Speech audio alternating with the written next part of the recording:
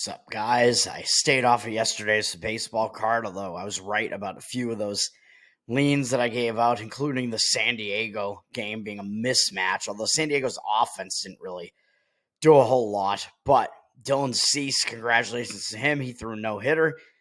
I don't congratulate all of the no-hitters on this show, but that one was one of note just because I was close to playing that game. And of course, I was kind of upset that I didn't, but San Diego was a pretty big favorite. They actually wound up kind of coming down a bit in the market. It looked like the market was actually kind of signaling against them leading up to game time, but I thought it was a mismatch. We look at today's Friday Major League Baseball slate, and we had a Thursday where like half the teams in Major League Baseball were off yesterday. So you do have situations where you have teams that didn't play yesterday up against teams that did.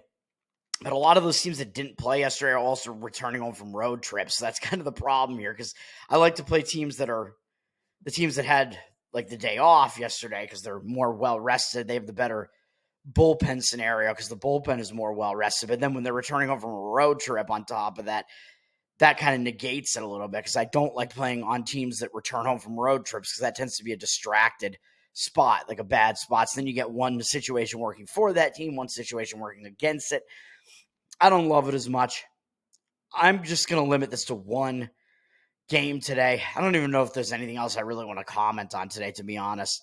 I was looking, and I did think that Cincinnati and Tampa, that looks like a mismatch to me on the side of Cincinnati. Tampa played yesterday, and they crushed Toronto 13-0. So Tampa is coming off that, and of course they played yesterday. Cincinnati did not play yesterday, so Tampa's not in the best rest spot, and they could be in a little bit of a letdown after winning that divisional series and winning in a complete blowout yesterday. Although Cincinnati is coming off beating the Braves twice, so they could be in a letdown spot too. And they had a little bit of a break there, of course. But Tampa slightly favored at home, even though it's only minus 105. The line is kind of telling you Cincinnati is actually probably the better of the two teams here, or at least has the better pitcher. They certainly do have the better pitcher. The thing that's keeping me off of this is just the specific matchup against the specific offenses. I don't particularly love necessarily, but I do think it is. What is going on? I hate how this camera just totally doesn't focus. Come on, man. Focus on my face. All right. I know everybody wants to see that all the time. This is Nick Lodolo up against Shane Baz. So this one I was looking at it and I'm like, man, this looks like a mismatch to me. And I still think maybe it is. So you have Tampa in that spot where they played yesterday, wanted a blowout. Cincinnati at least had yesterday off, but maybe that'll disrupt their momentum a little bit. Who knows? Because they are coming off of beating the Braves, big wins there. Cincinnati does have 75% of the tickets because the public also kind of knows that they're the better of the two teams, but 80% of the cash too. So it does look like maybe there is some of the cash coming in on the Cincinnati side too, but Nick Lodolo is the better pitcher over Shane Baz. I don't think we know what to really even expect out of Shane Baz. Lodolo is pitching pretty well this season, so I would kind of, that has me leaning that way as well. I think he's the much better of the two pitchers. Baz has a really high whip this year. He's putting way too many men on base. He's wild. Even though I think he does have good stuff, good strikeout stuff, that hasn't really been proven yet. But I think Cincinnati doesn't have that much of a history against Baz, although I think they have faced him before, and his numbers are actually not very good against them. I can just look real quick, I guess. Baz, let me see. His whip is terrible this year, 1.76. Even though his ERA looks good, 3.95. I think that's kind of misleading. Yeah, Cincinnati only has had two guys face him before, but they're 3 for 4, often with 2 home runs and 4 RBIs, no walks, no strikeouts, a 750 batting average and 3,000 OPS, man. But that's still not good, even though it's a small sample size. That doesn't look good for Baz. The fact that even in 4 at-bats, Cincinnati has 2 home runs off of the guy. That's not great. But then the thing keeping me off of it, even though Nick Lodolo has really good stats this year, 3.51 ERA, 1.12 whip. That's all looking good. 89 strikeouts and 84 2/3 innings pitched, 25 walks, 70 hits allowed. Pretty good strikeout walk ratio, good strikeout rate, and not allowing a lot of hits. Both of these pitchers are actually still really young too, which I do like. But Nick Lodolo against Tampa is the thing that's keeping me off it. He hasn't done well against Tampa. So that's just the thing where I just can't quite get on board with this. And Tampa Oh man, my Boston accent's coming out now. Tampa only has 5 hitters who have faced him before, but they're 11 for 24 off him with a double, triple, 2 home runs, 8 RBIs, 3 strikeouts, 458 batting average, and 1,292 OPS. So Lodolo in a small sample size, but he has not done well against them. So that keeps me off of it. Man, unfortunately. Where I am going to go is going to be, and I was looking at some of these totals too and thinking, maybe it's worth it on some of these totals, but I'm just going to cut right to the chase here. And the game, I'm going to be honest, to lay a big price, even though I'm going against the market here. I'm going with the public team that has way less of the cash than the tickets. I shouldn't be doing it, but I just think this is a mismatch, man. I got to do it. I'm going to play the Milwaukee Brewers minus 1.5 runs on the run line here, which is where you can get the best price.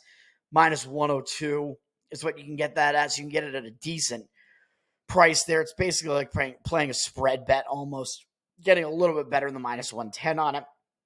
I mean, look at the situation here. Milwaukee didn't play yesterday, so I think that helps. They are returning home from a road trip, but I mean, it was a really short road trip. It was only a 5-game road trip where they stayed in the Central Time Zone. They went to Minnesota and then they went to Chicago. So they're coming home from Chicago. That is not a long trip, so I don't think that's really going to affect them that much, even though, of course, you are still returning home, so you do still have the home distraction spots where it's like, well, yeah, you're returning home to family or whatever, but when they were just in Chicago, man, I mean, that's so close that maybe they were still like kind of seeing family at that point. Although Milwaukee did win that series and won 4 of the last 5 games, 5 of their last 6, actually. So at least that means they do have some momentum. I don't think it matters that much that they beat the Twins in both games. I don't think they're going to put that much stock into that. And then they beat the Cubs. I mean, yeah, it's a divisional series there, but Milwaukee's in first place. The Cubs are in last place.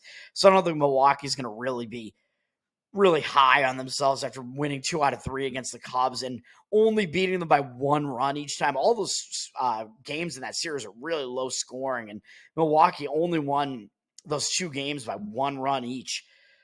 So Milwaukee, they're coming off that. They have a day off. And like I said, only traveling from Chicago to Milwaukee. So maybe they even were able to get some of those home distractions out of the way prior to coming into the series. Unfortunately, the one bad thing about this is it's not exactly a game that they're going to totally be focused on, an opponent that's going to draw their focus in the Miami Marlins. But still, the Marlins, they're coming off some tough games too. So I think Miami does have some reasons where they might not be totally focused either, even though they are going up to Milwaukee, and Milwaukee is a good team. I'm not putting that much stock into the focus aspect of it. I'm putting more into the fact that Milwaukee's more rested, and I think they have a huge pitching mismatch in this game. So that's where I'm going here. Looking at the market, it is against me. Milwaukee's dropped from minus 220 to minus 215. Huge favorite, and I think rightfully so they are, but they have 91% of the tickets, so the public is coming in on Milwaukee. But I'm thinking, really, is the public coming in and playing that huge price on Milwaukee? I think the public tends to not quite want to come in on games like that, even though they know they're the better team. Oh, I have to lay that much of a price. I don't know.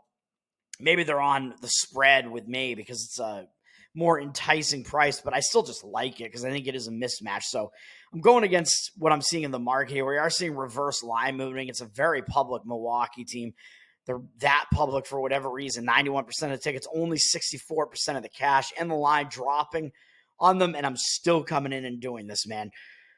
Like I said, Milwaukee was off yesterday, so I think that's helpful to them. And then Miami, they're coming off, like I said, they just beat the Orioles in a series. They're coming off a couple of big series in a row. They split with the Mets, and then they played the Orioles at home, and they won the first 2 games against the Orioles, and then last night lost 7-6 in extra innings.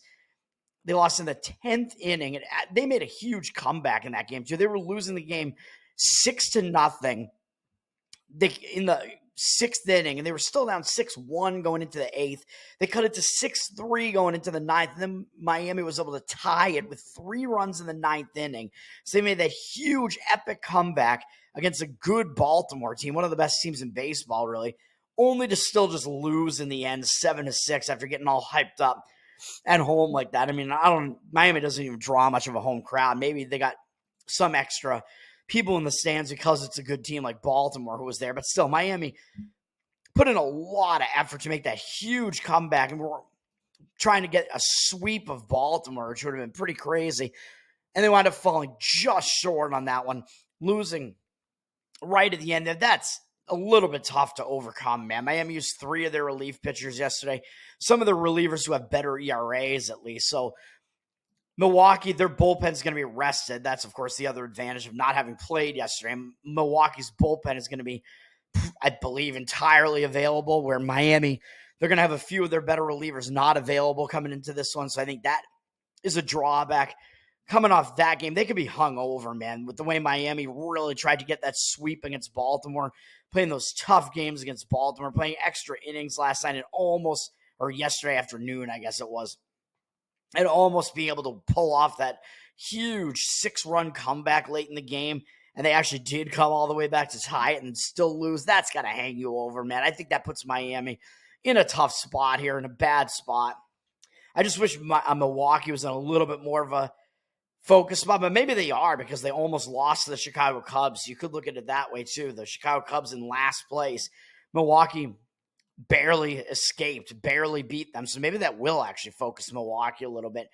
Similar to how we handicap some other sports like that, when a good team almost loses to a not so good team, if you want to call the Cubs that, and they're up against a bad team that almost pulled off a huge upset against a good team, you tend to want to look back towards that good team because maybe they will be focused, whereas that bad team will kind of be unfocused after that potentially. So maybe that is the case here. But then, of course, we got to factor in the pitching matchup here. So Milwaukee has the rest advantage. I think they do have the situational advantage for some of those reasons that I just said there. The only thing they really don't have going for them is that it's not an opponent that's necessarily going to draw their focus, and they might be a little bit unfocused because they're returning home. But like I said, I think that's mitigated a little bit by not having been a long road trip and them having already been close by in Chicago. So I think that's mitigated a little bit. And then, of course, because they didn't play yesterday, Milwaukee, I think, has the bullpen rest advantage. And then looking at the starting pitching, Milwaukee's got the advantage in the starting pitching, man. I mean, Miami has Trevor Rogers pitching, 26-year-old lefty. He's been not doing that well this year. 4.59 ERA, 1.55 whip. He hasn't really been getting it done. 84 to 46 strikeout walk ratio. That's pretty ugly. That's a lot of walks. And 109 hits allowed in 100 innings pitched. So he is allowing way too many hits and way too many walks. And he's not striking out guys at a high rate either. So all of those stats are actually quite bad. He doesn't tend to go deep in these games either. In the month of June, he actually was going deeper for a stretch where he went at least 6 and 4 out of the 5 of those. Prior to that, he hadn't gone more than 5 2/3 in any start the entire season. But then coming into the month of July, he's backslid a bit, even though he's faced some tough offenses throughout this month. He has not pitched well this month, really. His strikeout rate has increased, but he hasn't gone more than 5 2/3 in any of these games. He's gone less than 5 innings in 2 of the 4. He's only pitched 18 2/3 innings. He's allowed 18 hits, 10 walks in that span, which is really bad.